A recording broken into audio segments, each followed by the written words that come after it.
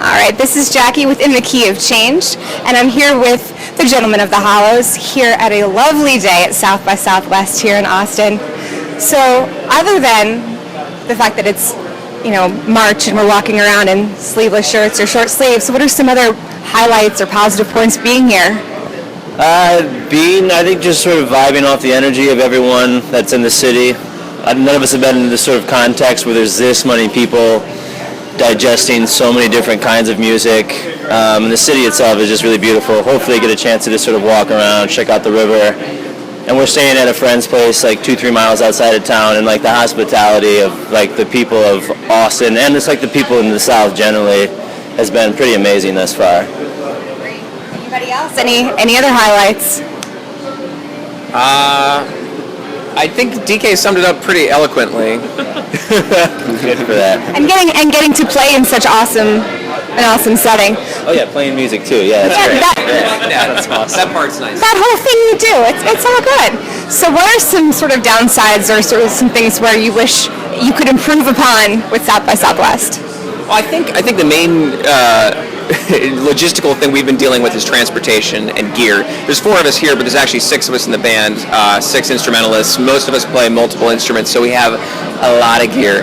And we rented an RV for the trip. We came down through New York, played in Louisville, Kentucky, Nashville, Tennessee, Fort Worth, and now we're here, and then we go back. It's actually been a pretty smooth trip, all things considered, but 6 guys living together in an RV, it's been a real friendly, cozy experience, and I think in an ideal scenario, we'd have like a football field long RV going down the highway. We'd each have like our own house in there with a recording studio, but for now, this is fine. Yeah. It's a good way to get to know each other. Yeah. Oh, we know each other. Now, you did mention that there are 6 of you, and you do play several instruments, obviously sometimes at the same time. That'd be really awesome, too. How do you manage to work so seamlessly on stage, dealing with that sort of logistics? It's a challenge. I mean, it's something we've definitely had to work on for 4 years. We've just turned 4. So it's just planning the set list out in advance. If I'm going to play accordion on this song, let's do a song where I do a switch to trumpet, so it's easy rather than going back and forth between every other song. So we try to be mindful of our transitions and try not to make them too huge between every single song whenever possible. And a lot of rehearsal. Yeah. Yeah. Has it ever gone disastrously wrong? Definitely. Yeah.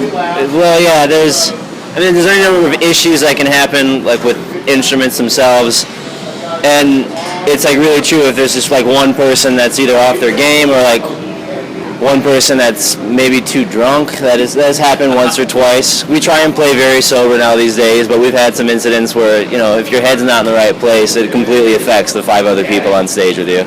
We don't have any guitar techs or anything like that, so any tuning or any gear troubleshooting has to just happen live as we go. Although Eric did break a string in our showcase yesterday and changed it in about 45 seconds before the song was over. I was pretty amazed with that. It's pretty impressive. My jaw was just on the floor. I was like, I can't believe you're doing this. Well, good, make it work moment. Yeah. So other than sort of unique not having one front man, how do you leave your mark in a showcase or in an event where there are literally hundreds and hundreds of bands playing? How do you make sure that you've left your mark and fans will remember your band? I mean, I'd like to think that it's just about connecting with the energy in the room and amping it up even more. I think one thing that we're very good at as a band is sort of tapping into what the audience is like at any given time and really riling them up even more than they were. And we also have because we don't have a front man, we have a very communal feel, which hopefully extends into the crowd as well. They feel like they're a part of the band too. There's a lot of square dancing and boot stomping that happens at our shows, and I think that's a very infectious sort of energy to bring.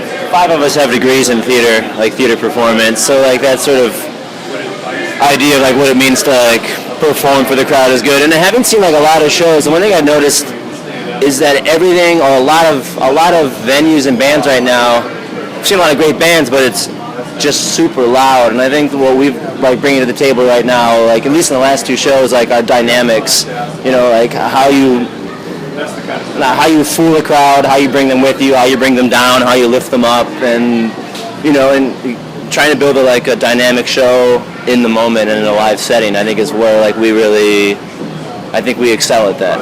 And hopefully fans will hear that on your new live album. Hell yeah. While I can't see you, I'm sure that will come across in your sound. Where did you record the live album? All over the place. I mean, we've been doing audio recordings of shows for the past year or so. So it's from about 4 or 5 shows from the past year and a half, from Southpaw in Brooklyn, which is now no more, R.I.P. And a couple shows at Brooklyn Bowl, a couple shows at Rockwood Music Hall. I think that's it. I think that's yeah. 3 venues? Yeah, three separate venues over the course of the year, from last November up until this past December. So it's called The Never Ending Show, and by the sound of it and your dynamic, it sounds like it would really just keep going and changing. It's 16 tracks, so it's a monster. But we don't seem to do short albums. We wanted to release it on 3 cassette tapes, but for some reason, logistically, they weren't into the idea. I was pushing for it, so we went with a download card instead. Well, as a music fan, I think I speak for many music fans, thank you for not putting out a 9-song album and calling it an album, because when kids buy albums, you're like, but where'd the list? Right. You want your money's worth. Well, our first album was 14 tracks, and then we felt like maybe that was not too much, but a lot. Yeah. A lot to take into one setting. So then we sort of went the polar opposite with our EP that we released last year, just three short songs. So I think there is. It's cool to experiment with variety in length of a recording, because you can get. I think an EP is a very interesting type of listening experience. But yes, it's not an album. It's different from an album for sure. Look forward to hearing that. That comes out April 23rd, correct? April 23rd, but you can actually get it right now. We're doing a fundraiser for the next for distribution for the next studio album, because we try to stay busy. So we're already talking about album number 3. So if anyone goes online, thehollowsonline.com, they can pre-order an advance copy and get it, within 24 hours. So hopefully fans go out there, get that music.